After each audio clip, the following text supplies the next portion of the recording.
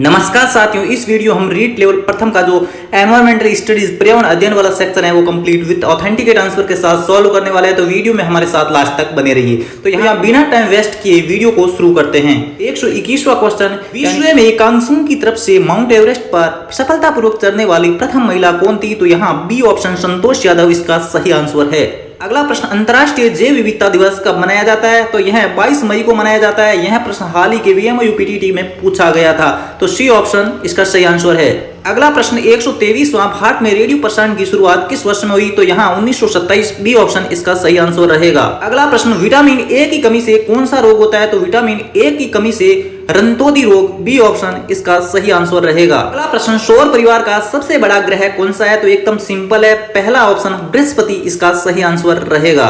अगला प्रश्न, विशिष्ट से सामान्य का सिद्धांत निम्नलिखित में से किस विधि में उपयोग किया जाता है? तो यहाँ आगमन या फिर निगमन में किया जाता है। तो यहाँ विशिष्ट से सामान्य जो होता है वो आगमन में होता है, सामान्य से विशिष्ट निगमन में होता है। पहला ऑप्शन यहाँ सही आंसर रहेगा।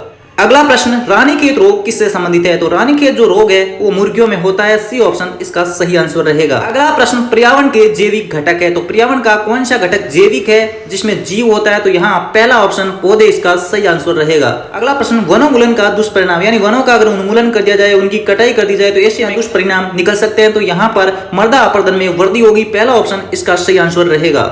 अगला प्रश्न, अफीम किससे प्राप्त होता है? तो अफीम पहला ऑप्शन पेपावर सेमनीफेरम इससे प्राप्त होता है, तो पहला ऑप्शन इसका सही आंसर रहेगा। अगला प्रश्न, स्वच्छ भारत मिशन कब शुरू किया गया था? तो स्वच्छ भारत मिशन गांधी जयंती यानी 2 अक्टूबर 2014 को शुरू किया गया, बी ऑप्शन सही आंसर है। अगला प्रश्न, निम्नलिखित को सुमेलित कीजिए तथा सही विकल्प का चयन कीजिए। तो यहाँ पर मलेरिया जो प्लाज्मोडियम से होता है, तो इस प्रकार आप सेलेक्ट करोगे तो इसका जो सही आंसर रहने वाला है वह डी ऑप्शन इसका सही आंसर रहेगा। अगला जो प्रश्न है 133वां, बर्फ से बनाया गया घर कहलाता है, तो बर्फ से जो घर बने होते हैं उसको इग्लू कहा जाता है, पहला ऑप्शन सही आंसर रहेगा। अगला प्रश्न, राजस्थान का वह जिला जिसकी सीमा सर्वाधिक जिलों के साथ लगती है, तो सबसे ज्यादा पाली के साथ 8 लगती है, पाली के बाद नागौर जिला इसका सही आंसर रहेगा क्योंकि नागौर के 7 जिलों की सीमा छूती है।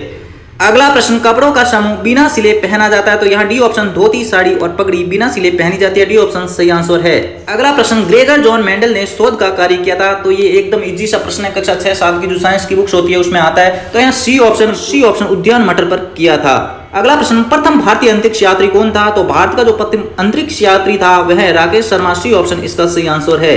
अगला प्रश्न, निम्नलिखित में से किस दुर्ग को चिड़िया टूक के नाम से जाना जाता है? तो मेहरानगढ़ दुर्ग जो कि चिड़िया टूक पहाड़ी पर स्थित है, तो यहाँ बी ऑप्शन इसका सही आंसर रहेगा। अगला प्रश्न, जल दिवस कब मनाया जाता है? तो जल दिवस है वो 22 मार्च को मनाया जाता है, डी ऑप्शन इसका सही आंसर रहेगा।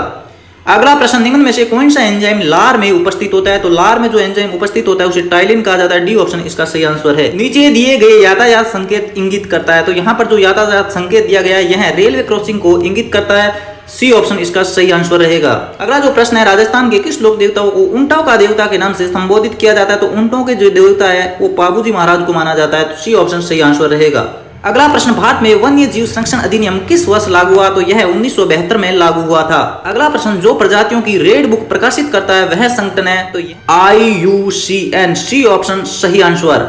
अगला प्रश्न, जैव विविधता यानी बायोडाइवर्सिटी शब्द है यह किसने दिया था? तो यह रोजन महोदय ने, डी ऑप्शन इसका सही आंसर रहेगा।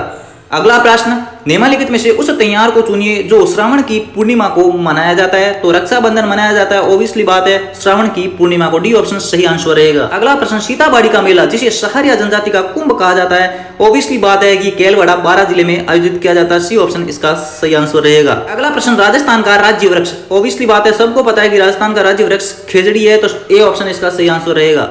अगला प्रश्न, निम्नलिखित से कौन सा एंजाइम अग्नाशय द्वारा स्रावित नहीं किया जाता है? तो यहाँ रेनिन है, यह इसका सही आंसर रहेगा। अगला प्रश्न, भारत का राष्ट्रीय जलीय प्राणी कौन सा है? तो पहला ही ऑप्शन इसका सही आंसर रहेगा। तो मित्रों, इस वीडियो में हमने रीट लेवल प्रथम के जो एनवायरमेंटल स्टडी है यानी पर्यावरण अध्ययन के सारे क्वेश्चंस 100% सही आंसर के साथ सॉल्व किए हैं। देखिए ये वीडियो आपके लिए काफी मददगार रहा होगा। वीडियो अच्छा लगा तो लाइक बटन को हिट करते हुए चैनल को शेयर और सब्सक्राइब कर दीजिए। फिर मिलते हैं नेक्स्ट वीडियो के साथ, तब तक के लिए जय हिंद, वंदे मातरम, गुड बाय।